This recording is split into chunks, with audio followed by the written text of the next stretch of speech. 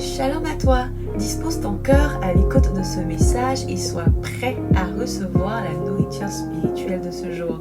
N'oublie surtout pas d'avoir ta Bible en papier avec toi, ton carnet de notes et ton stylo pour noter tout ce que le Seigneur te dira. Bonne écoute à toi.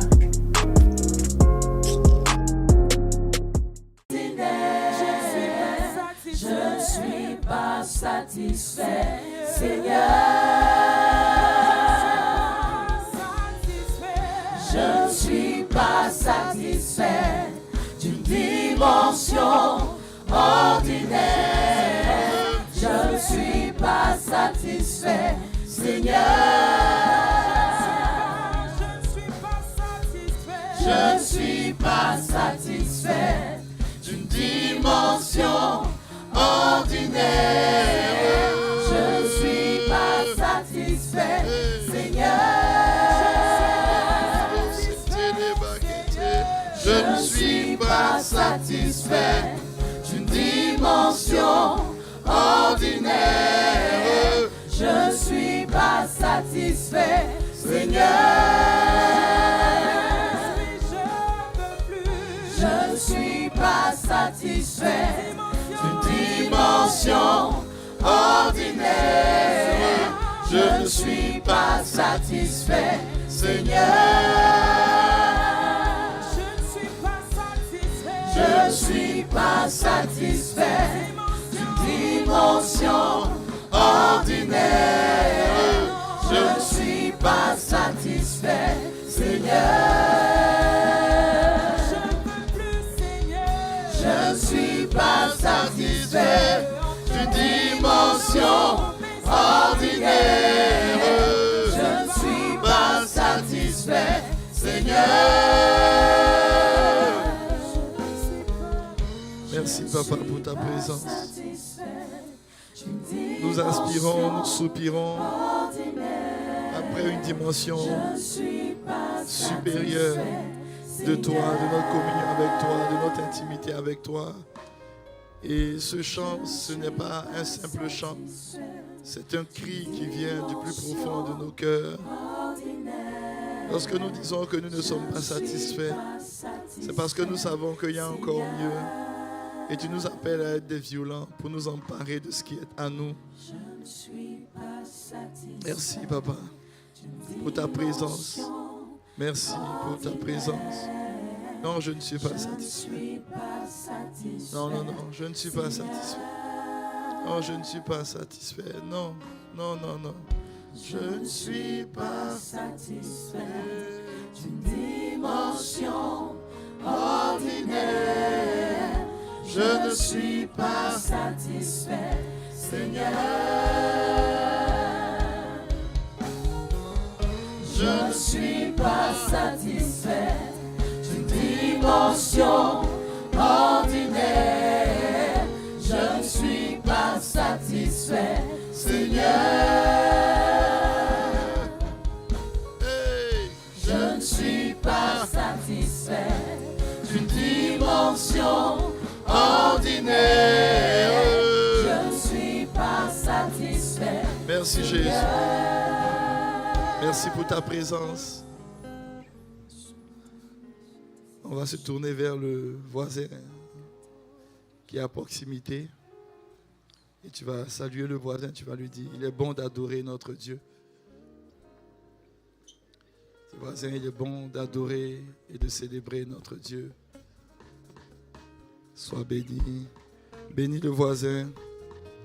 Bénis la voisine. qui est juste à tes côtés. Sois béni, bien-aimé. Alléluia. Gloire à Jésus. Amen, amen, amen, amen, amen. Alors avant de s'asseoir, il faut bénir 2-3 personnes. Il faut leur dire, tu es au bon endroit, au bon moment. Alléluia. Je vais augmenter le volume de mon micro. Tu es au bon endroit, au bon moment. Alléluia. Et je bénis le Seigneur d'être ton voisin, ta voisine. Alléluia. Voilà, on va s'asseoir. Le groupe de louanges, on va revenir tout à l'heure pour Petit temps de prière. Alléluia. Alors on peut acclamer Jésus pendant qu'ils vont s'asseoir.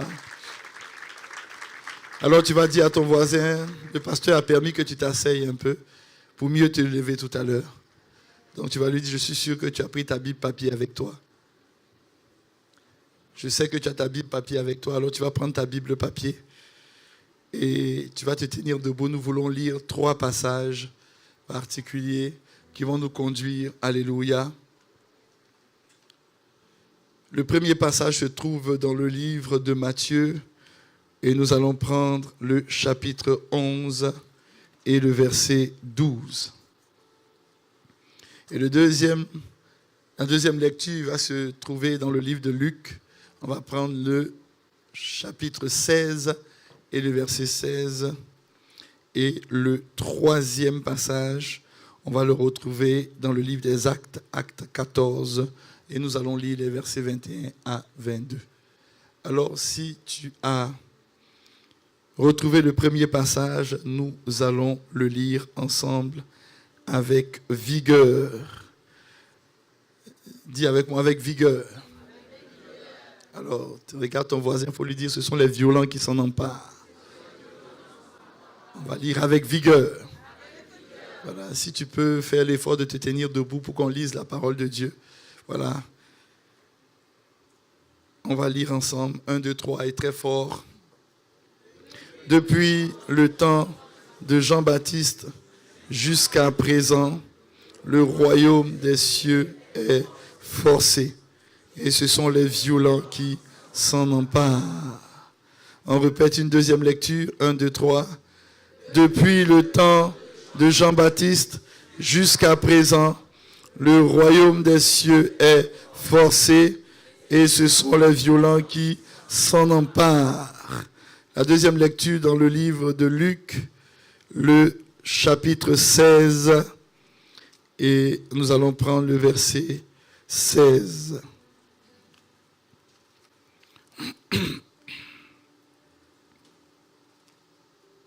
Luc 16, 16.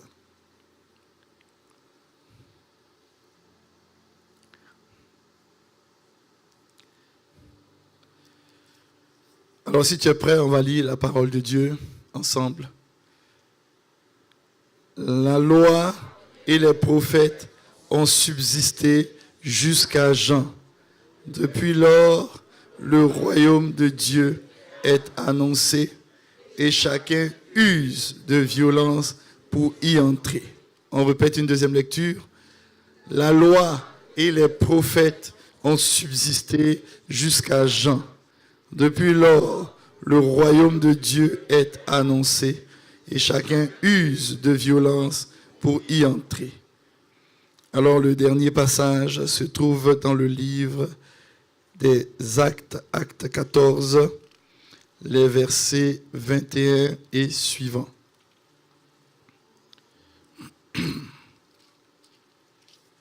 Acte 14, verset 21 et suivants.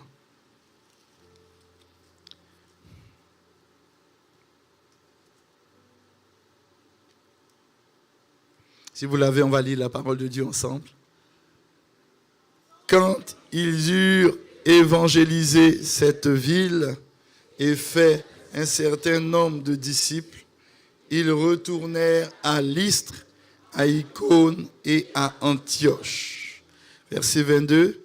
Fortifiant l'esprit des disciples, les exhortant à persévérer dans la foi et disant que c'est par beaucoup de tribulations qu'il nous faut entrer dans le royaume de Dieu. Amen. On peut acclamer la parole de notre Dieu.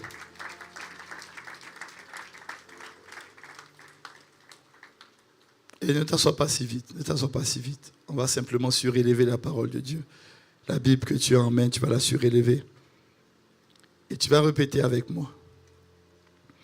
Je tiens en main la parole de Dieu, semence incorruptible, qui féconde aujourd'hui ma vie, qui me guérit aujourd'hui qui me restaure aujourd'hui, qui me console aujourd'hui et qui m'impacte aujourd'hui. Elle fait de moi l'image du Dieu vivant. Tel il est, tel je suis aussi dans ce monde, en sorte que dans ma vie, seule, la parole de Dieu soit trouvée uniquement vraie. Alléluia. On peut s'asseoir dans la présence de notre Dieu. Je suis heureux de vous retrouver encore en ce jour. Par la grâce de Dieu, nous sommes en train de continuer notre séminaire. Ce sont les violents qui s'en emparent. Alléluia. C'est ce séminaire que j'ai commencé il y a 2 mercredis de cela. Et aujourd'hui, ce dimanche, normalement, je devais continuer sur la sagesse. Mais il y a un passage de notre séminaire qui dit en Proverbe 11, verset 30, que les sages, ce sont ceux qui s'emparent des âmes. Alors, l'attitude d'un sage aussi, c'est une attitude forcée. Un sage, c'est quelqu'un qui est aussi un violent. Alléluia. Alors, Saint-Esprit m'a demandé de continuer le séminaire aussi les dimanches pour qu'on puisse non seulement prendre le temps de prier et puis comprendre toutes ces choses glorieuses et merveilleuses que le Seigneur a préparées pour chacun de nous. Alléluia. Alors, les différents passages que nous avons lus nous parlent d'une réalité que Jésus a déclarée, a inaugurée depuis son avènement, depuis que Jésus est arrivé sur la terre. Et cette réalité, c'est la réalité de la violence spirituelle. C'est Jésus qui a été le premier à parler de la violence spirituelle. En grec, en Matthieu 11, 12, lorsqu'on dit « ce sont les violents qui s'en emparent », où on dit « le royaume de Dieu est forcé », le forcé ici, en grec, ça veut dire « biazo ». Et lorsque Jésus le disait, Jésus était en train de parler d'une violence qui se surpasse, de quelque chose que tu prends en te surpassant. Tu ne laisses pas la chose passer à côté de toi et tu ne dis pas non, comme ça m'appartient, ça va me revenir. Mais même si ça m'appartient, je dois le prendre avec violence et avec force parce que on est dans une atmosphère spirituelle où tout ce que Dieu a réservé pour toi doit se prendre avec force. Alléluia. Et lorsque Jésus en parlait, il a dit, en Matthieu 11, 12, il a dit, le royaume des cieux est forcé. Et j'expliquais ceci, que pour un juif, lorsque tu parles du royaume des cieux, ils sont très conscients qu'il y a 3 cieux. Ils sont conscients que la terre où nous sommes, c'est le premier ciel. Ils sont conscients qu'il y a un ciel où l'ennemi a élu domicile avec ses démons et ses esprits, cette domination. Et ils sont aussi conscients que le 3e ciel, qui est le ciel qui domine tous ces 2 ciels-là, c'est le ciel qui appartient à Dieu. Alléluia. Alors, lorsque Jésus a dit que le royaume des cieux est forcé et que ce sont les violents qui s'en emparent, Jésus a inclus le 3e ciel dedans.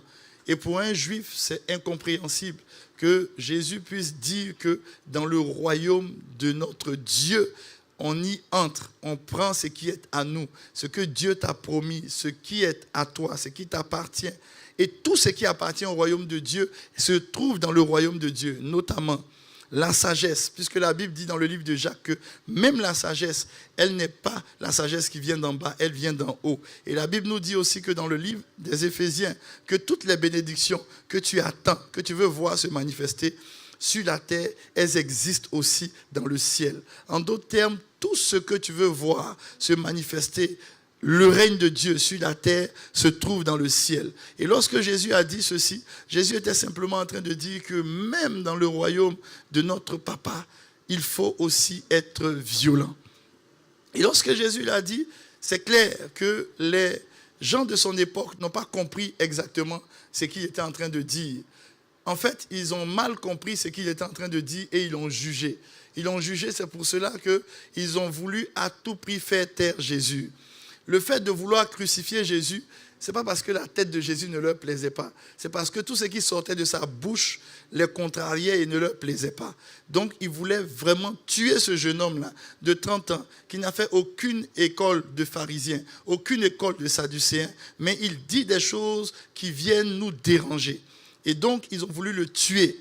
Ils ont décidé de mettre à mort notre Jésus parce qu'il ne peut pas dire que le royaume des cieux est violent. Et il faut être un violent pour entrer dans le royaume des cieux. Alléluia. Mais pourtant, il a dit. Quand Jésus l'a dit, Jésus ne l'a pas dit en inventant quelque chose. Non. Jésus n'a rien inventé. Absolument rien inventé. Tout ce que Jésus est venu dire vient de ce qu'il a lu lui-même dans l'Ancien Testament, vient de ce qui a été fait déjà dans l'Ancien Testament. Jésus n'a rien apporté de nouveau, non. Jésus est tout simplement venu, il a pris tout ce qui était dans l'Ancien Testament et il est venu maintenant nous expliquer ça dans le Nouveau Testament. C'est pour cela qu'il a été capable de regarder Nicodème. Et puis il a dit à Nicodème, mais tu es un docteur de la loi, moi je ne peux pas t'apprendre certaines choses, tu vois. Pourquoi Jésus a dit le royaume des cieux est forcé? Parce que Jésus est né au milieu des Juifs. Il était juif. Alléluia. Pour que Israël porte le nom d'Israël, leur ancêtre, qui est Jacob, s'est battu avec Dieu. Tu vois, Jésus ne leur a rien appris. Donc quand il dit ça, eux-mêmes qui méditaient la parole, eux-mêmes qui étaient des docteurs de la loi, ils auraient dû savoir que eux-mêmes, pour qu'ils puissent être appelés Israël, il y a un homme qui s'est battu avec Dieu. Si l'homme ne s'était pas battu avec Dieu, eux, ils n'allaient pas être appelés Israël. Et Jésus dit qu'à l'époque, c'était seulement Jacob qui s'est battu. Et c'était Israël qui a été choisi parce que Jacob s'est battu. Mais dorénavant, maintenant, c'est nous tous qui sommes des Israëls. C'est nous tous qui sommes le choix de Dieu. Et tu ne peux pas être le choix de Dieu si tu n'apprends pas que ce sont les violents qui s'en emparent. Alléluia. Et donc, lorsque Jésus a parlé de violence, Jésus est venu inaugurer une atmosphère dans laquelle nous tous, on s'est retrouvés. Dans l'Ancien Testament, personne ne donnait sa vie quand ils venaient à Dieu. Non, ils étaient juste le choix de Dieu. Ils ne choisissaient pas Dieu. Dieu les avait choisis et puis ça s'arrête là. Ils naissent et puis ils sont le choix de Dieu. Mais maintenant que Jésus est venu, tu n'es pas seulement le choix de Dieu, mais tu dois choisir Jésus. Alléluia. Et quand tu choisis Jésus, tu lui donnes ta vie. Personne ne peut choisir Jésus s'il reste lui-même. Il faut que tu lui donnes ta vie. Alléluia. Donc pour rentrer dans le 3e ciel, il faut rentrer en mourant à soi. Donc la mort à soi, c'est aussi une violence. Personne ne peut marcher avec le Seigneur s'il ne meurt pas lui-même. C'est une violence. Et Jésus a dit, ce sont les violents qui s'en emparent. Ce sont les violents qui s'en emparent. Et je me suis rendu compte que tout ce que tu veux obtenir de Dieu, si tu n'es pas violent, tu ne peux pas le saisir. Tu ne peux pas le prendre. Alléluia. Et nous avons lu le livre des Actes, Acte 14. Vous avez vu que l'apôtre Paul et puis Barnabas vont évangéliser, ils vont convertir, ils vont bâtir des églises. Quand ils bâtissent des églises, ils parlent aussi du royaume de Dieu. Et ils expliquent que pour entrer dans le royaume de Dieu, ça prend aussi une certaine violence. Alléluia. Il dit, c'est par beaucoup de tribulations que tu vas entrer dans le royaume des cieux, de Dieu. Par beaucoup de tribulations. Les amis, laissez-moi vous faire une petite confidence. Peut-être certaines personnes le savent, d'autres ne le savent pas. Rien ne s'obtient sur la terre sans violence. Non, je vous assure, rien ne s'obtient sans violence. Au début, c'est l'idylle, au début, c'est glamour, au début, tu aimes.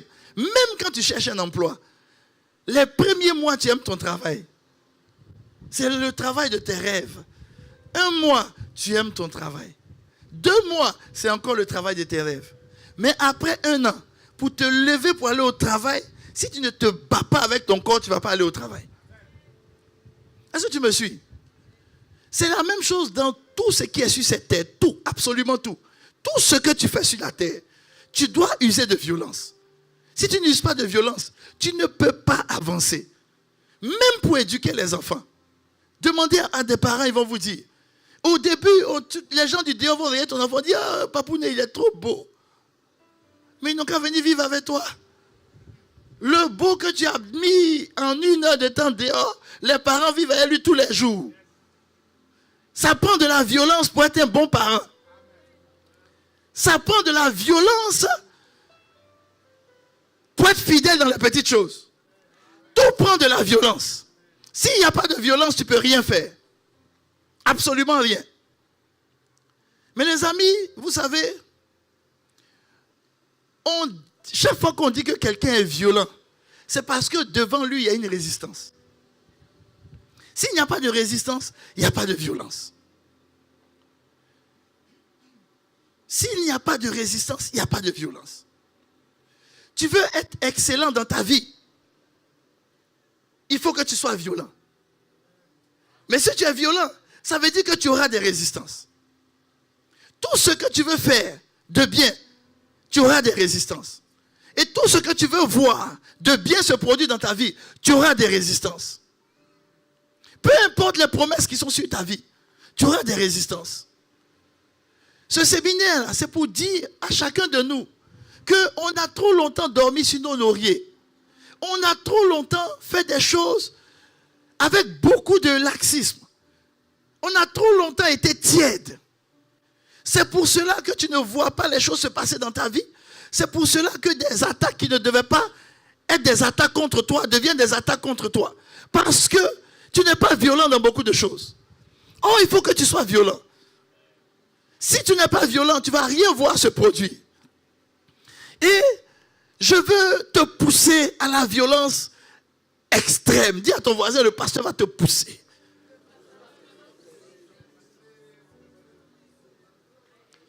Je vais te pousser au maximum. Donc dis ça encore à ton voisin. Il faut lui dire, le pasteur va te pousser au maximum. Il faut lui dire encore. Il faut lui dire, le pasteur va te pousser au maximum. Dis-lui encore, il faut lui dire.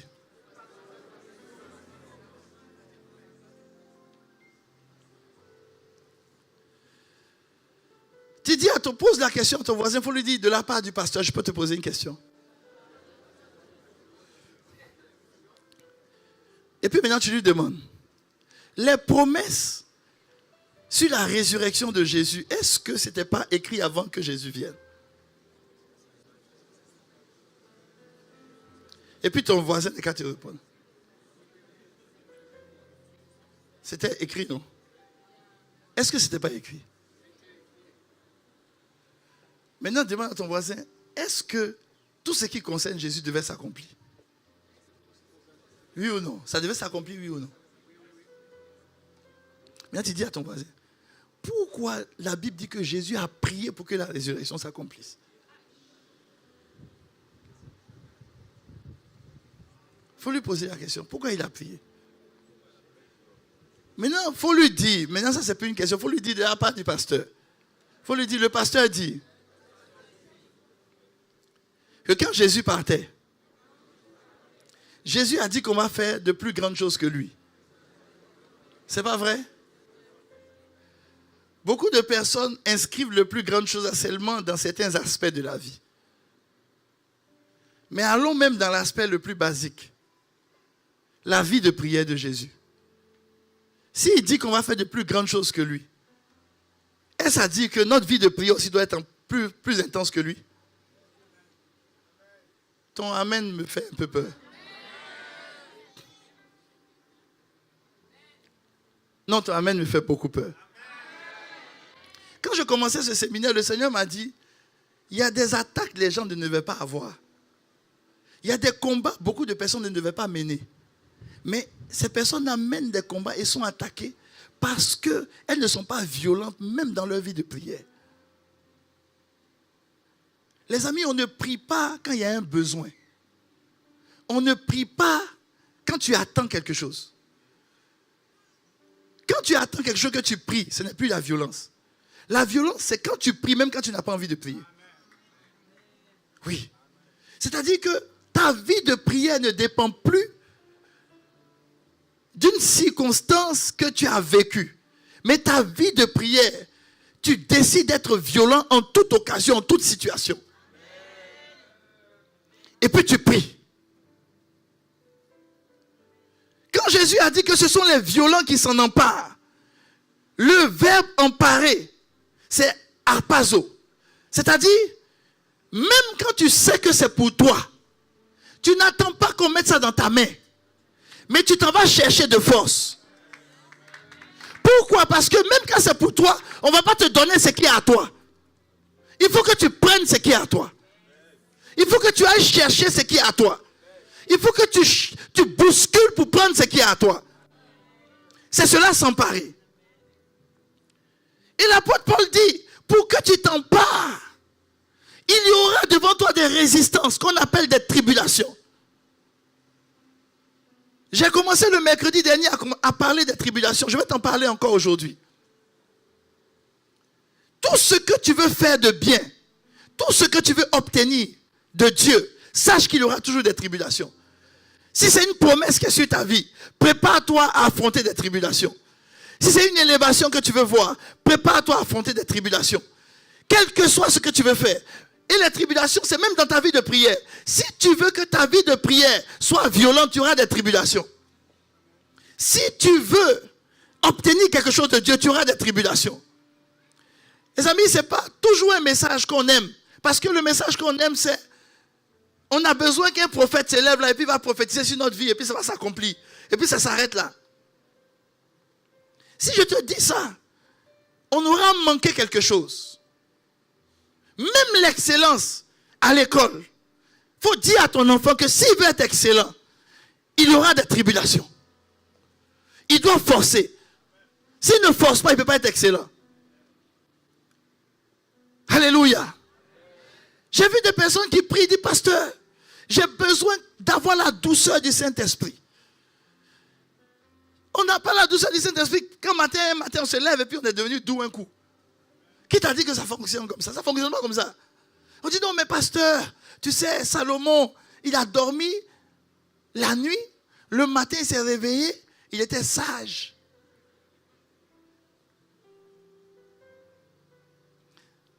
C'est vrai ou c'est pas vrai?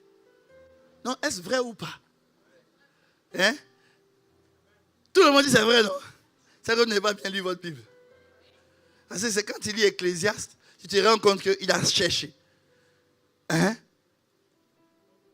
Quand tu lis bien ta Bible, tu te rends compte que pour qu'on sache qu'il était sage, il y a eu des problèmes qui sont venus devant lui. Et quand tu lis bien Ecclésiaste, il dit, il a cherché, il a fouillé, il a posé des questions, il a étudié. Les amis, pourtant la sagesse est tombée comme ça. Ça veut dire qu'il a été violent pour avoir des choses. Ça ne tombe pas comme ça. J'aimerais te dire que c'est si facile. Mais je ne suis pas venu te dire que c'est facile parce que ce n'est pas facile.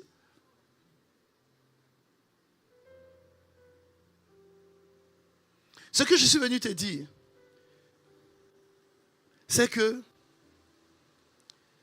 quand il y a quelque chose que tu vois, que tu trouves que c'est bon pour toi, n'attends pas de dire, j'attends que ça soit, Dieu va décider pour moi et puis ça va être pour moi. Non. Je répète. Et je vais te donner un exemple pour ça. Il y a un paralytique, ses amis l'ont vu. Ils sont allés vers Jésus.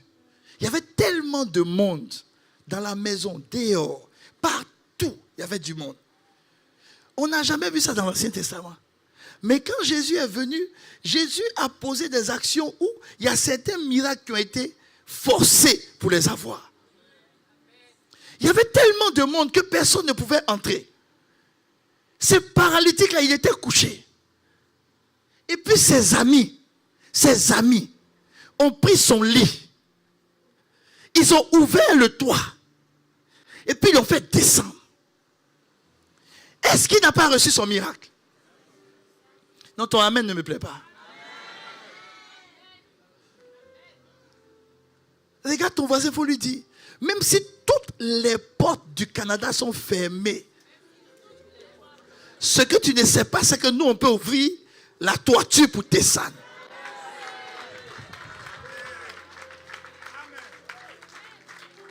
C'est-à-dire que quelqu'un regarde ta situation et dit, mon frère, quand je regarde ta situation, il n'y a aucune issue. Ce qu'il ne sait pas, c'est qu'il y a les issues que tout le monde connaît. Et puis il y a les issues que nous on crée.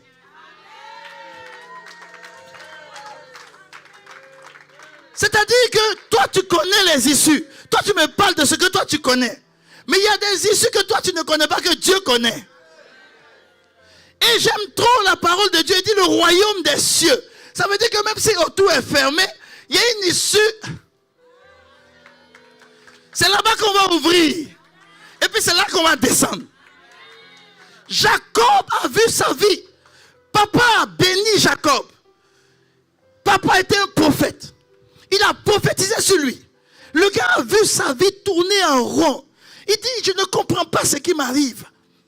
Une femme que je dois avoir, on me donne sa soeur puis on me fatigue.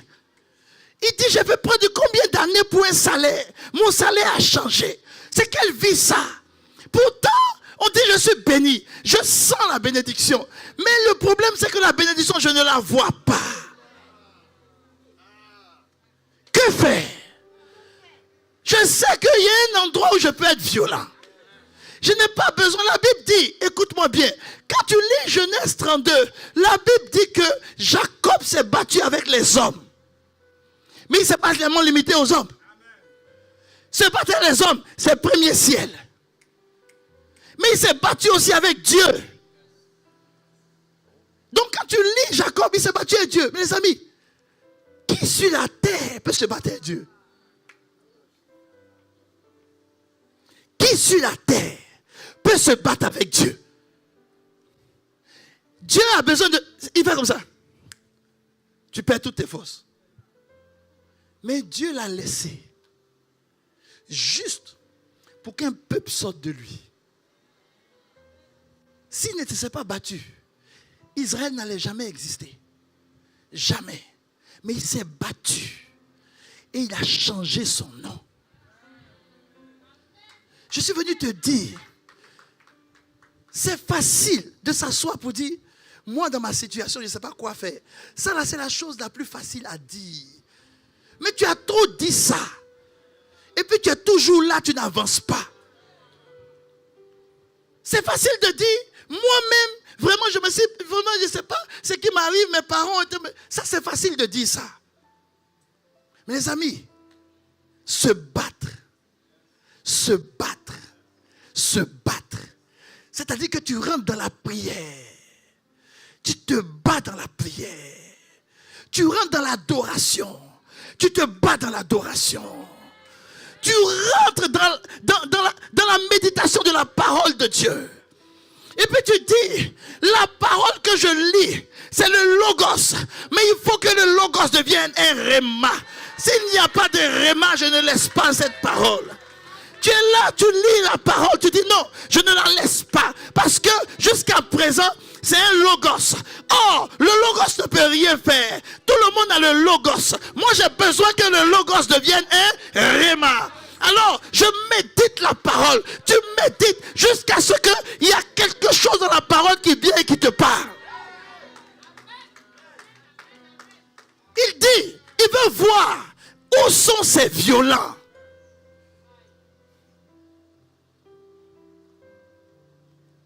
On est trop résigné. Non, on ne peut pas percer. J'ai dit, les amis, la dernière fois, moi-même, j'étais en train de méditer. Et puis, il y a un passage qui m'a giflé auto-reverse. Tu sais, il y a des gifles. Quand tu prends ça, c'est-à-dire que c'est auto-reverse, quoi. C'est-à-dire que ça te gifle tellement que tu te rends compte que toi-même, tu as un problème. J'étais là, je pensais, j'ai dit, vraiment, à quel moment on va avoir une église de 10 000 à 15 000 places? Et puis j'étais dessus. Et puis, je médite. Les amis, je lis ça toujours dans la parole de Dieu. C'est dans nous tous on lit. Et puis dans ma méditation, je lis l'Éternel, le maître de l'univers. C'est comme si la parole est venue. Avant, c'était Logos. Mais le jour, quand j'ai lu, il y a quelque chose qui a bouleversé ma compréhension. Et ce quelque chose, il dit, mais celui que tu sais, on l'appelle le maître de l'univers. On n'a même pas dit que c'est le maître du Canada.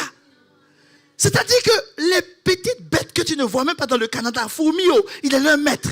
C'est-à-dire qu'il est le maître de l'univers. Et puis toi, tu réfléchis comment on va faire pour avoir un lieu de 10 000, 5 000 places. Mais à quoi tu penses même? Tu crois que quoi? Que tu es limité à ça? Ton problème, c'est que tu justifies ta tiédeur par l'incapacité d'atteindre des objectifs de Dieu.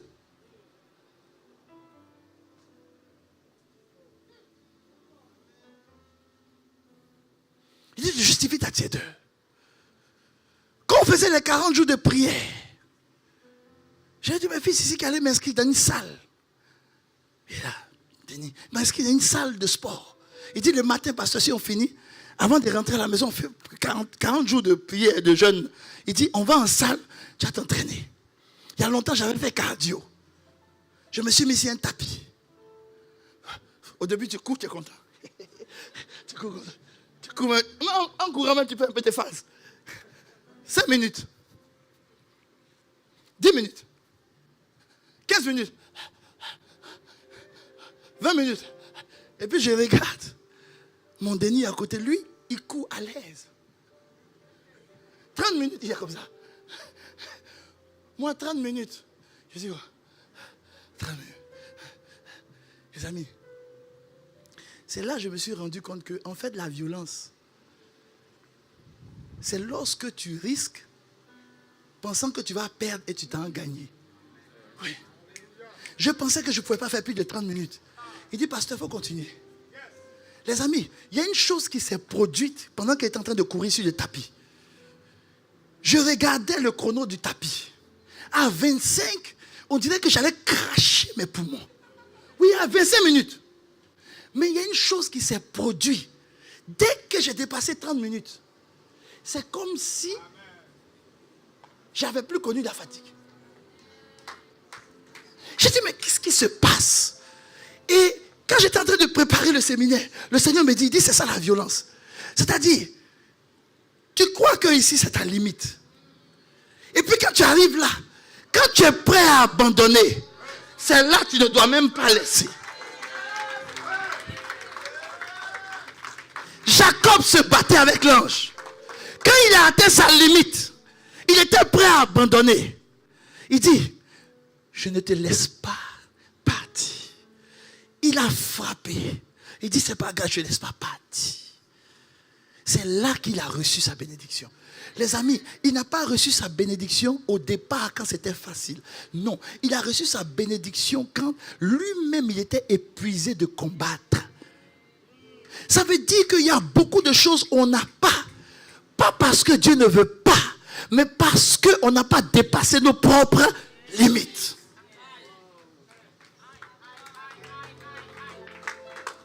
On n'a pas dépassé nos propres limites. Toi, tu as l'impression que prier 1 heure, c'est compliqué pour toi. Pourtant, tu peux même prier 3 heures.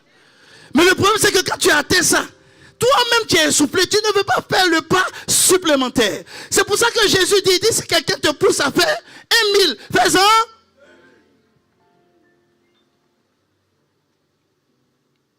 Je dis, Seigneur, il dit, rien ne doit justifier vos manques, vos échecs. Rien. Parce que vous n'adorez pas Satan. Même les adorateurs de Satan, ils obtiennent des choses de lui. J'ai dit, papa, il dit, tu veux que je t'explique? Je te dis, comment spirituellement vous êtes encore à côté? J'ai dit, papa, c'est quoi? Il dit, est-ce que tu sais que dans le monde des esprits, il n'y a rien sans rien? Oui, Jésus est venu parler du monde des esprits. Il n'y a rien sans rien. Il n'y a rien sans rien. Si tu rentres dans le monde des esprits et que tu veux faire des exploits, il faut absolument que tu fasses un échange. Il faut donner quelque chose. Il faut donner quelque chose. Il dit, il y a des gens, quand ils rentrent dans le monde des esprits, eux, ils donnent leur vie pour avoir des choses.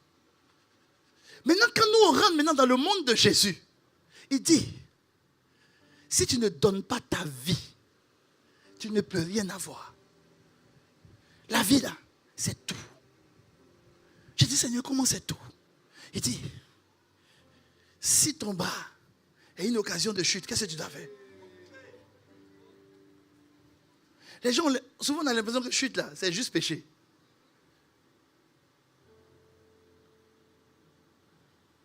Est-ce que tu sais qu'il y a des gens, leur bouche, c'est occasion de chute dans leur foyer? Tu ne sais pas ça?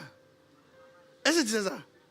Et tu sais qu'il y a des gens là, leur ventre, c'est occasion de chute. À cause de leur ventre, ils ne peuvent pas faire épargne. Oui, tu sais qu'il y a des gens comme ça. Oui. Maintenant, tu me diras, pasteur, si la bouche de la personne est occasion de chute, comment il doit faire sa bouche?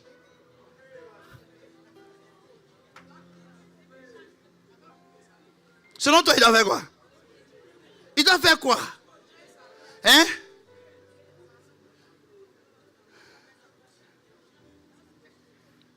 Vous n'avez jamais... Il y a un jeu là. Il y a un jeu. Quand on faisait avant, quand on était jeune, quand tu ne trouves pas la solution, on dit qu'il faut donner ta langue au. Maintenant, là, quand c'est ta langue qui a un problème, tu donnes ta langue à qui? Mais je pensais que vous allez me dire à Dieu. À Dieu, non? Est-ce que tu sais qu'il faut être violent pour donner sa langue à Dieu? Tu ne savais pas ça? Là, comme s'il vous plaît, prenez pour moi, s'il vous plaît, prenez, oh Jésus, merci Seigneur, Matthieu 27, verset 12 à 14.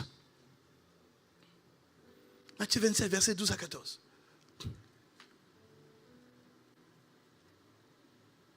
Lis avec moi. 1, 2, 3. 1, 2, 3.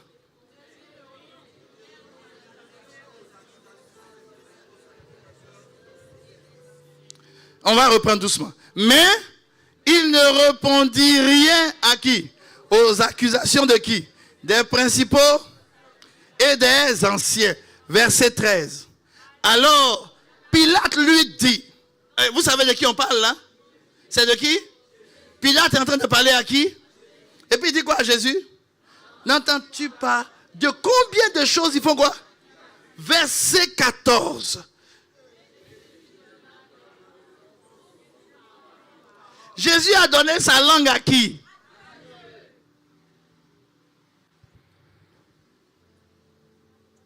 Tu crois que Jésus n'avait pas envie de répondre? Honnêtement, qui est Pilate devant Jésus? Jésus est le créateur. Qui est Pilate? Mais Jésus s'est fait violence pour ne pas parler. Pour ne pas parler. Pourquoi? Parce qu'il sait que ce combat-là, ça ne se mène pas avec des paroles, mais ça se mène à genoux. Toi, tu as trop parlé. C'est toi toujours qui parles. Mais tes genoux sont trop clairs. C'est pas noir. Quand tu as l'habitude de te mettre à genoux, regarde tes genoux, touche un peu tes genoux. Ça va être un peu écaillé.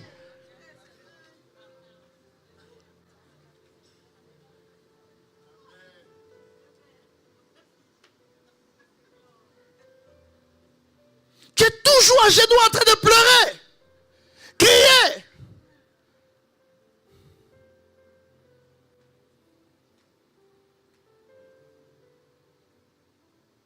Où sont ces violents? Quand je méditais, puis j'ai entendu le maître de l'univers, j'ai dit c'est terminé. J'ai dit c'est terminé, terminé, terminé. Je ne vais plus me poser de questions, je vais agir. Je vais agir. Regarde ton voisin, il faut lui dire, c'est le moment d'agir. C'est le moment d'agir. C'est le moment d'agir. Non, dis-lui ça encore même pour moi. Dis-lui ça bien. Encore plus fort. Dis-lui c'est le moment d'agir. Pour lui dire c'est fini le temps où on n'agit plus. On va se battre. On va se battre. On va se battre. On va se battre. Alléluia. Regarde quelqu'un pour lui dire, on va se battre contre les opinions des hommes. On va se battre contre le système de ce monde. On va se battre contre le système qui a été organisé sur terre. On va se battre aussi avec notre papa. Oui.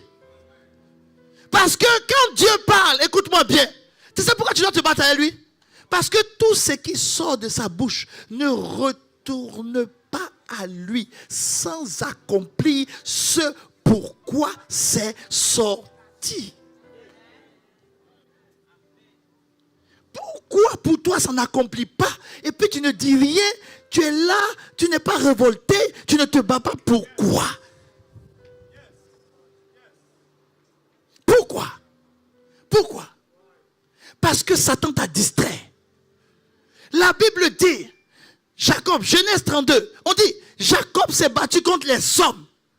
Mais malgré les batailles qu'il y a eu contre les hommes, sa situation n'a pas changé. Tout ce qu'il a pu avoir, c'est des choses avec le chagrin. Mais son nom, son identité et sa destinée n'ont pas changé. Et il y a beaucoup de gens ici qui se sont battus contre les hommes. Mais rien n'a changé. Mais ma Bible dit, quand il s'est battu contre Dieu, pour dire, c'est toi qui as dit, ce n'est pas moi. Là, comme trouvez-moi ce passage, je crois que c'est dans Isaïe, où la Bible dit que quand Dieu a parlé, il ne s'est pas caché pour faire des promesses. Il ne s'est pas caché. Il est venu promettre parce que lui il tient ses paroles. Si ça ne s'accomplit pas, c'est parce que toi tu n'as pas tenu ta violence spirituelle. Tu as eu trop d'excuses. Trop d'excuses. Comment quelqu'un peut rentrer chez toi? Et puis spirituellement, il fait des dégâts chez toi et puis il ressort. Et puis toi, tu viens tous les dimanches ici adorer.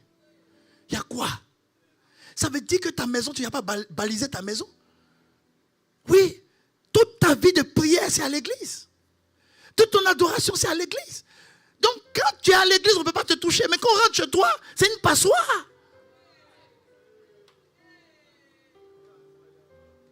Parce que ta vie, tu ne pries pas.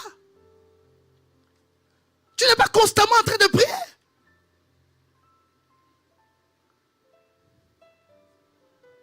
Ésaïe 45, voyez le passage. Je n'ai point parlé en cachette, dans un lieu ténébreux de la terre. Je n'ai point dit à la postérité de Jacob, cherchez-moi comment? En vain, c'est ça? Vainement. Moi, l'Éternel, je dis ce qui est.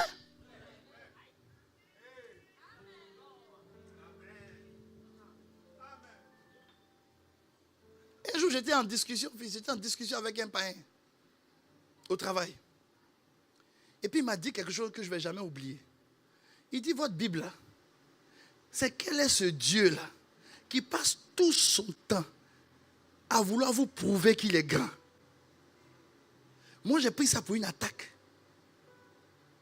C'est plus tard j'ai compris qu'en fait le monsieur là, Dieu a utilisé sa bouche pour me révéler quelque chose. Les amis, quand tu lis la Bible, tu vas remarquer que tout le temps Dieu veut nous montrer qu'il tient parole, qu'il est grand, qu'il est fort. Mais on dit normalement quand quelqu'un veut montrer ce qu'il est, ça veut dire qu'il doute de ce qu'il est. Oh, lui ne doute pas de ce qu'il est. Mais quand il fait ça, c'est parce qu'il sait que toi, tu doutes de qui il est et puis qui il est pour toi. Donc il a besoin chaque fois de te rassurer. C'est-à-dire qu'il te rassure. Il dit, peu importe la vallée de l'ombre de la mort, ne crains aucun mal.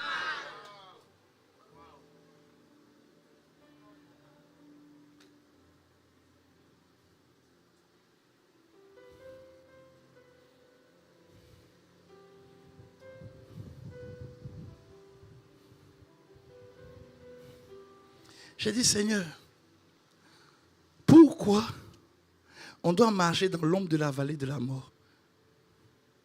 Pourquoi? Et je vais terminer avec ça, on va prier. Pourquoi? Alors le Seigneur de me poser cette question. Si toutes les richesses que j'ai prévues pour toi, quelqu'un a volé, et puis il allait se mettre dans l'ombre de la vallée de la mort, et que toi, je t'ai dit d'aller récupérer, tu allais récupérer ça où ça? C'est pas vrai. Mais il dit quand tu t'en vas récupérer, ne crains rien parce que je suis avec toi. Tu sais ce que je suis en train de te dire? Quand tu te rends compte que il commence à avoir des tribulations dans ta vie, c'est parce que tu es rentré à l'endroit où tu vas prendre ce qui est à toi. Et tu sens que ça commence à être un peu bizarre, un peu trouble. Ta vie de prière, avant, tu avais la motivation pour prier. Maintenant, pour que tu sentes la présence de Dieu, ça doit te prendre 3 heures. C'est que c'est là même, tu es en train d'aller prendre ce qui est à toi. C'est en ce moment. Et Jésus dit, ce sont les violents qui le prennent. Sois violent. Sois violent. Là, comme je vous ai envoyé un mail, voyez le mail que je vous ai envoyé. Parce que tout à l'heure, le Seigneur m'a dit de toucher cet aspect-là avec vous. Je vous ai envoyé un mail. Le Seigneur m'a dit de voir avec vous, avant de terminer, on va prier dessus. Les excuses qu'on se donne pour ne pas être violent.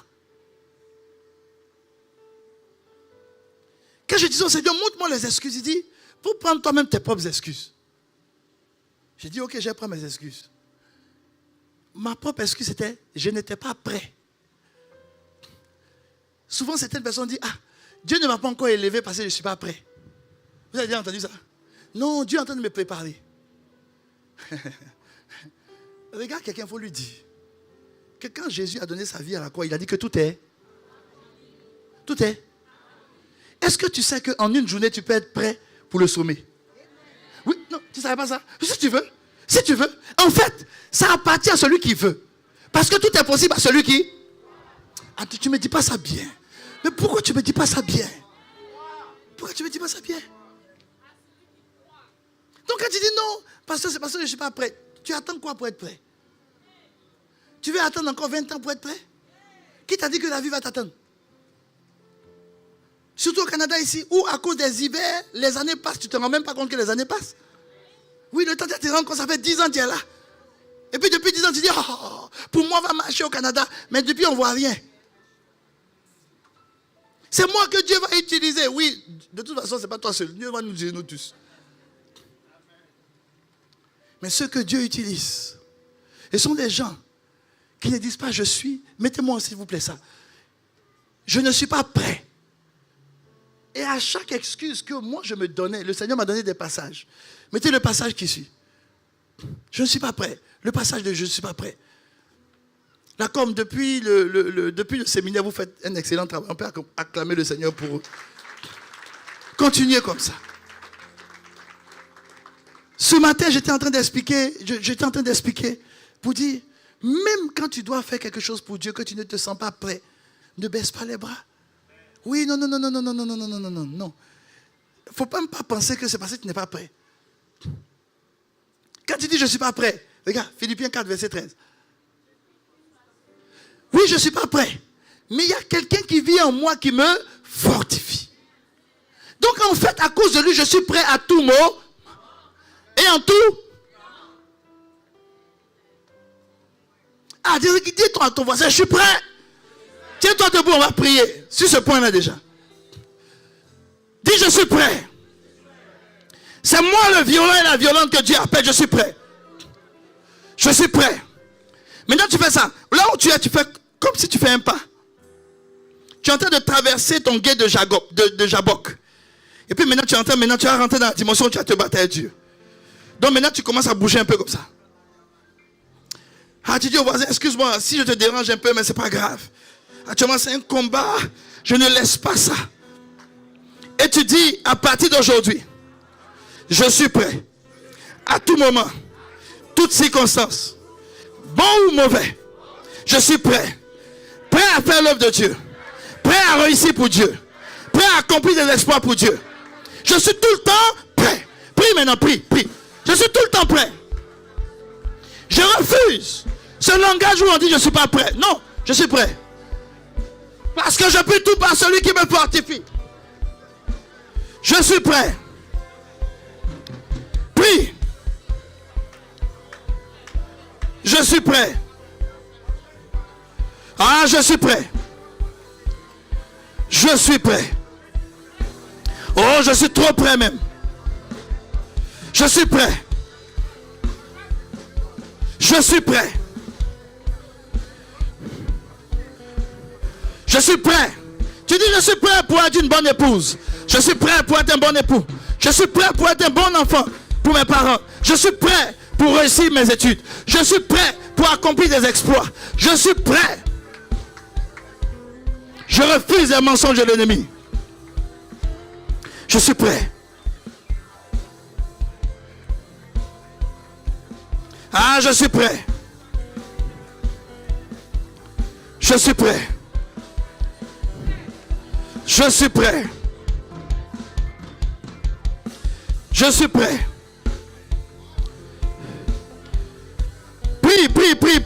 Prie. Je suis prêt.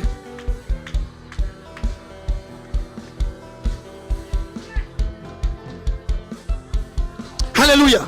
On continue dans cette mouvance. Le deuxième truc. La deuxième excuse que moi je me donnais. Je dis, Seigneur, je crois que ce n'est pas le moment. Ce n'est pas le bon moment. Je crois que ce n'est pas le bon moment. Et le Seigneur me dit, ah oui, tu crois? J'ai dit, oui, je crois. Il dit, prends 2 Corinthiens 6, verset 2. Et quand je prends 2 Corinthiens 6, verset 2, ce que la Bible me dit me choque. Il dit, voici, maintenant, le temps favorable. Depuis que Jésus est passé à la croix, le temps est favorable. Avant, je disais, non, ce n'est pas le moment pour faire église. Avant, je ne voulais pas être pasteur. Le pasteur Sanogo m'a dit, il dit, mon fils, ce n'est plus une histoire d'état. Non. Pendant que toi, tu es en train de réfléchir, le diable est en train de bouffer des vies.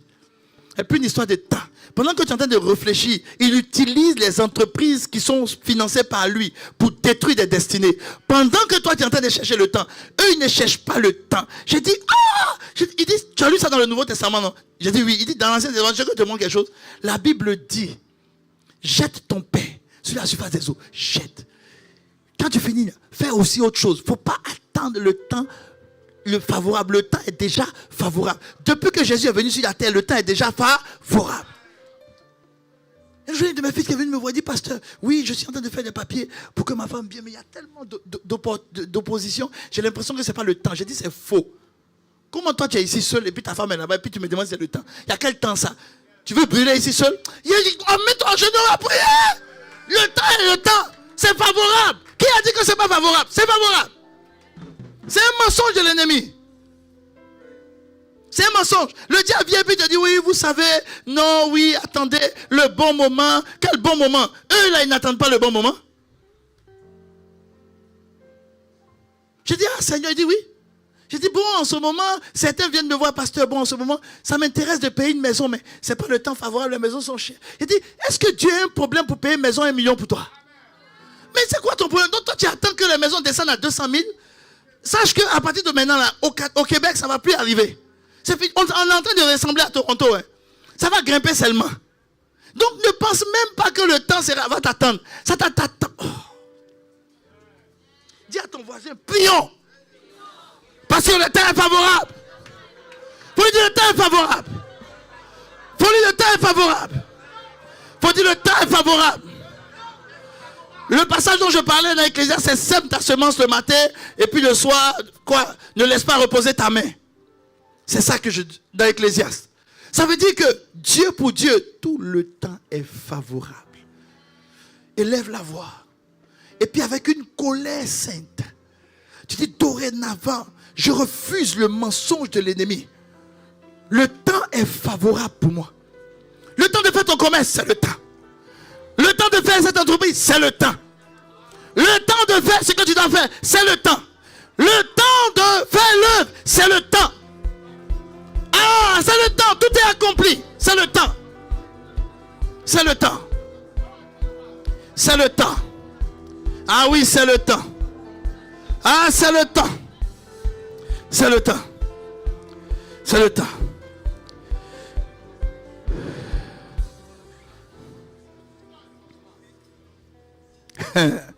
On va voir 2 autres éléments et puis on va terminer.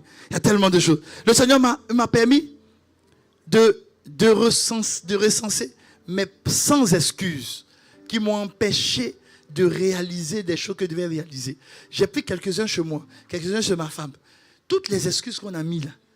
Et puis Dieu me dit, vous vous êtes trompés. Il dit, Satan vous a trompé. J'ai dit, il dit, de toute façon, Satan t'a trompé. Il a trompé beaucoup de gens comme ça. Ah non, mais pasteur, j'ai l'impression qu'actuellement, ce n'est pas ma saison. Parce que quand je me mets à prier, je ne sens pas trop. J'ai l'impression qu'actuellement, Dieu veut que je puisse ne pas trop faire, mais rester où je suis calmement, parce que c'est la saison où je ne dois pas faire trop d'efforts. Ah.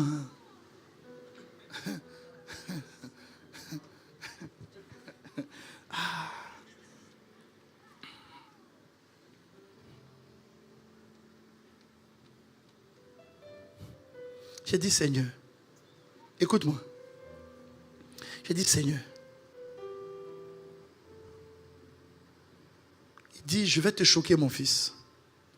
Le livre s'appelle Développer une foi saine. Par la grâce de Dieu, j'ai fini de l'écrire. Oui. Dis Amen pour toi surtout. Voilà. Parce que toi, tu dois faire ce que Dieu met dans ton cœur et tu dois être violent pour le faire. Alors je te parle de ça parce que l'apôtre Paul parle d'une catégorie de personnes. Et ces personnes-là, leurs propres prophètes disent que ce sont des gens qui aiment manger, cupides. Et puis l'apôtre Paul parle d'eux. Et puis il dit, c'est vrai ce que vos prophètes disent. Là, comme trouvez-moi ça. Il dit, c'est vrai ce que votre prophète dit. Mais ayez une foi saine. Ça signifie qu'il existe une foi malsaine. Je dis, Seigneur, est-ce que vous avez trouvé là comme? Si quelqu'un a trouvé dans la salle, il peut me dire.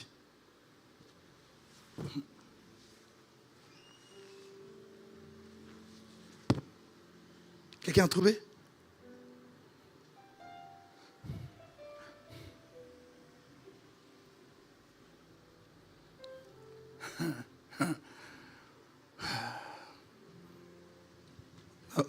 Vous avez trouvé?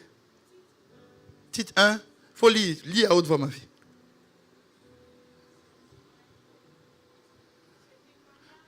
Avance de témoignage est vrai. On va lire à partir du verset 11.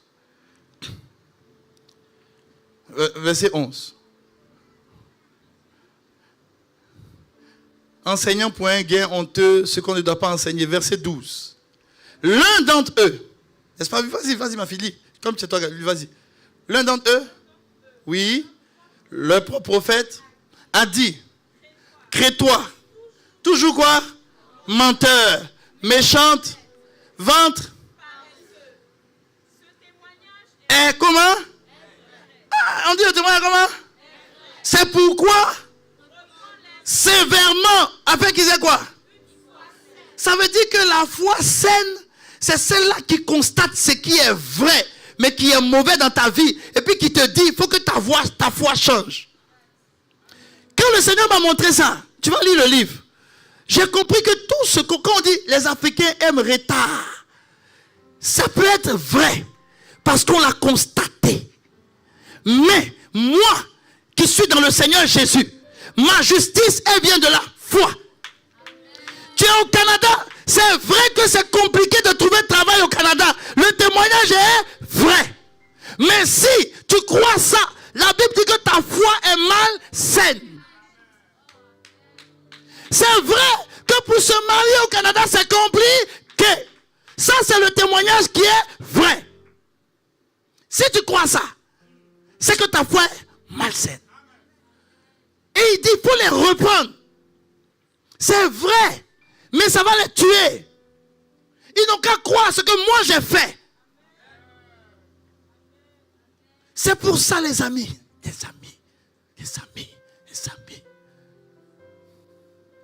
On dit, dans ta famille là, quand les gens atteignent 40 ans, ils meurent. Il y a au moins 5 comme ça qui sont morts, c'est vrai. Mais le Saint-Esprit va te reprendre pour que tu aies une foi saine. Et que tu dis sur toi, ça va s'arrêter. Ça ne va pas te concerner. On dit dans ta famille, les hommes ne réussissent pas. Les hommes, on les jette dans des trous, on les jette n'importe où. Ils n'ont pas d'avenir. Tu dis oui, c'est vrai. C'est un témoignage qui est. Parce qu'un témoignage, c'est beaucoup de témoins. Oui, les gens témoignent, c'est vrai. Mais moi, je ne crois pas à ça. Oui, je ne crois pas à ça. Je ne crois pas à ça. Alors, l'autre point que je vais te dire, puis on va prier, c'est quand j'ai dit au Seigneur, Seigneur, pour avoir la foi, tu sais Seigneur, j'ai la foi pour avoir une maison de 100 000 $. Ça, j'ai la foi. Parce que ça peut aller, j'ai la foi. Mais je n'ai pas assez de foi. Quand tu dis que tu vas me donner des maisons que je n'ai pas bâties. Quand je pense à ça, j'ai dit, dans le Canada ici, avant dans le désert, oui. Mais dans le Canada ici, je n'ai pas la foi. Dieu me dit, c'est pas grave mon fils. Tu n'as pas assez de foi. Alors je te dis ce que tu dois faire. Il dit, la foi vient de ce qu'on... Ça vient de ce qu'on entend. On entend la parole de Christ. Ça veut dire que quand tu te rends compte que dans un domaine tu n'as pas assez de foi, va chercher à entendre autre chose. Va chercher à entendre autre chose. Refuse ce que tu entends. Prie avec moi s'il te plaît. Il faut que tes oreilles sélectionnent ce que tu entends. Prie. Il faut être violent pour refuser le témoignage qui est vrai. Pour toi-même écrire ta propre histoire avec le Seigneur. Oui, on a abusé des filles dans votre maison. Toi-même, on a abusé de toi. Mais quand tu te lèves, comme Jacob, tu as tellement souffert d'abus. Et tu dis, c'est terminé. L'histoire va s'arrêter avec moi. Ça ne va plus toucher mes enfants. Moi-même, c'est terminé. Oui, j'aime ta prière. Oui, j'aime ta prière. J'aime ta prière.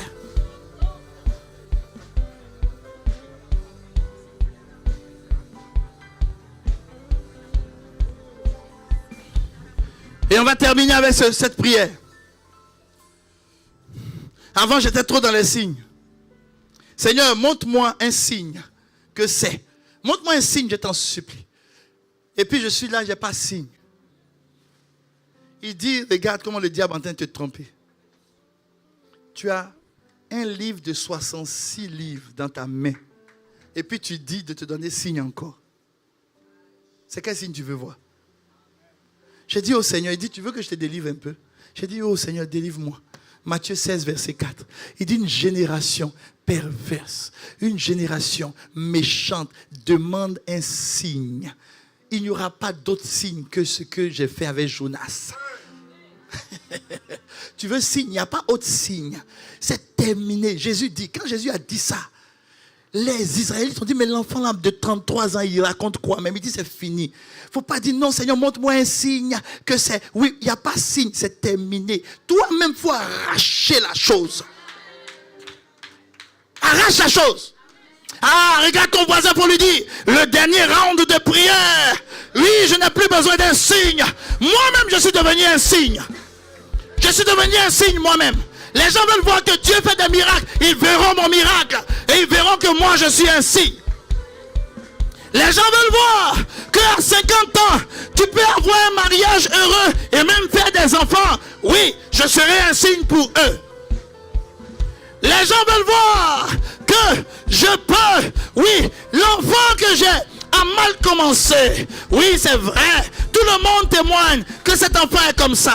C'est vrai, mais ma foi est saine. Alors, le signe que vous allez voir, c'est que celui qui était appelé hier bandit va être celui qui va être appelé celui qui restaure. Parce que Dieu qui restaure est dans sa vie. C'est terminé. Et pour cela, ça prend de la violence. Pour dire, je refuse d'accepter ce que je vois. Moi, je vais changer les choses. Alors le Seigneur m'a dit, ne pense même plus à une église de 10 000 places, non. Pense à des villes entières qui vont appartenir aux enfants de Dieu. Ah, ton acclamation et ton amen m'inquiète. Ton acclamation et ton amen m'inquiète. Il dit, pense à des hôtels grandioses qui vont vous appartenir. Parce que je suis le maître de l'univers. Dans le ciel, je ne connais pas de conjoncture. Dans le ciel, je ne connais pas les augmentations. Dans le ciel, je ne connais pas la pénurie. Dans le ciel, je ne connais pas ce que vous vivez ici. Alors, si je suis avec vous, vous n'avez rien à craindre. Prie, acclame Jésus en priant pour dire, il s'agit de moi.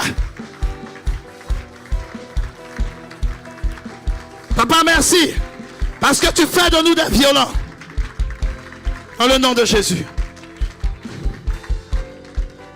Tu vas te tenir debout, tu vas saluer un voisin, une voisine, tu vas dire, tu es le violent du Seigneur. Ah, salue-le vigoureusement. Faut lui dire, la donne a changé avec toi. La donne a changé avec toi. Faut lui dire, la donne a changé avec toi. La donne a changé avec toi. Ah, waouh, quand je te regarde, je sais que la donne a changé avec toi. Ah, pendant que le groupe de louange monte, moi je les salue. Ma fille, tu es la violente du Seigneur. Ma fille, tu es la violente du Seigneur. Ma fille, tu es la violente du Seigneur. Tu es la violente du Seigneur. Les donnes a changé. La donne a changé. La donne a changé. La donne a changé. La donne a changé. Il s'agit de moi. La donne a changé. Il s'agit de moi. La donne a changé. Il s'agit de moi. La donne a changé. La donne a changé. La donne a changé. Terminé. Terminé, terminé. Merci d'avoir écouté cette prédication. Si ce message t'a fait du bien, n'hésite pas à liker, commenter et à partager cette vidéo à tes proches. Abonne-toi à notre chaîne YouTube pour ne rien manquer des prochaines publications. Que Dieu te bénisse.